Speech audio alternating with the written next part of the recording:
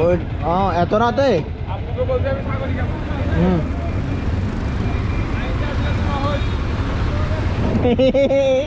এখন যা বলে দিব আমি। অন্য আঙ্কেল ছেলে তো শ্বশুর বাড়ি থেকে আসতেছে, আপনাকে কিছু বলে নাই?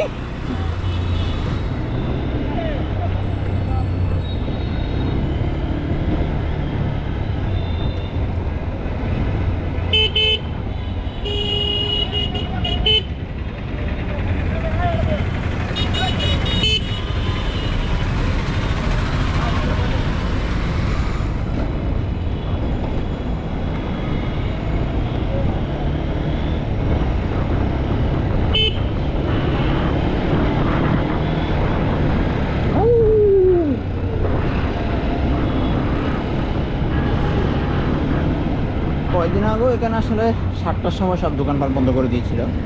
এখন আগের মতোই সব কিছুই খোলামেলা চলে। সব থেকে গেছে। মাঝখানে যে কদিন তেল ছিল না, তেলের যে হাহাকার ছিল, তখন আসলে গাড়ি চালানোটা এমন কষ্টসাধ্য হয়েছে যে বলার মতো না। ও কই গেল রে বাপ রে বাপ! আর তুফান গাড়ি পাইলে কোন দিকে যে যায়, কেমনে চালায় আল্লাহ জানে।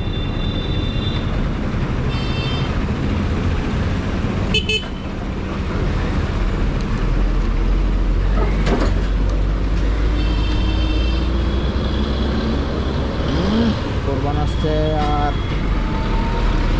ফ্রিজ, টিভি বেচা কিনা শুরু।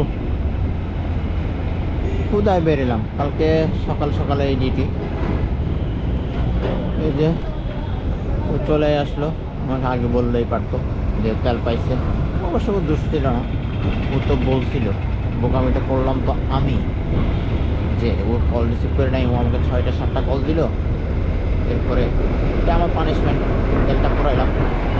অভাবের সময় সংসারে আগুন।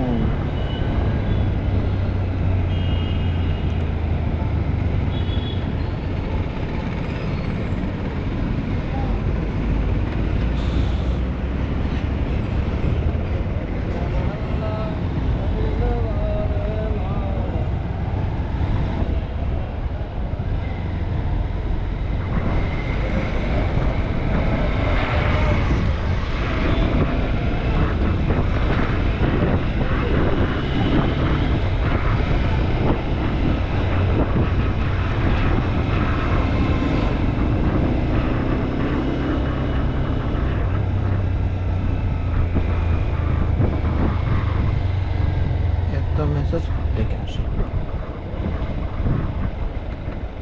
ও ক্যামেরাতে বন্ধই করে রাখছি, দেখা যাবে না। জানি না ঠিক মতো হচ্ছে কিনা।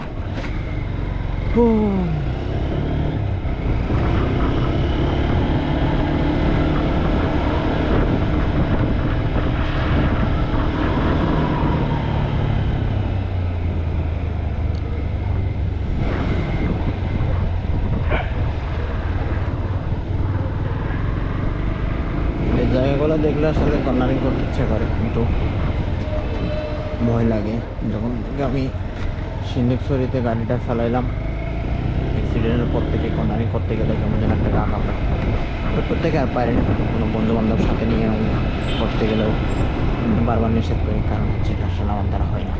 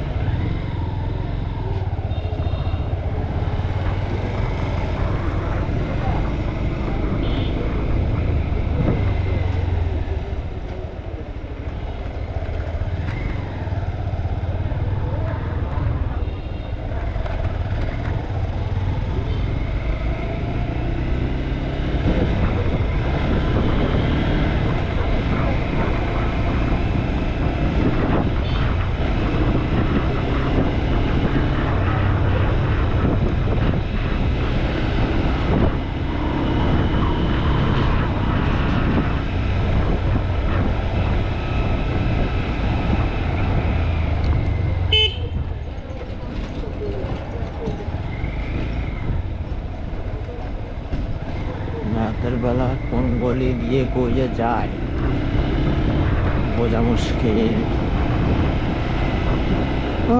যাই হোক, এটা কোনো বাণিজ্যিক ইচ্ছা করে নি নাই। মদ্দা হতো মাশাল্লাহ মাশাল্লাহ। এই যে কোরবানির গরু কেনা বেচা শুরু। মাশাল্লাহ ভালোই হয়েছে, গরুটা দেখতে সুন্দর। 143 হইলে খারাপ না,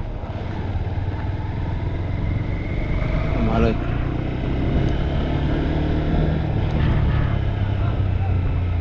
গরু কিনে নিয়ে যাচ্ছে, অবশ্যই আমিও যাওয়ার কথা, কিন্তু যেতে পারছি না। কালকে সকাল সকাল যদি এত অপারেশন নিয়ে আসলে হয় না।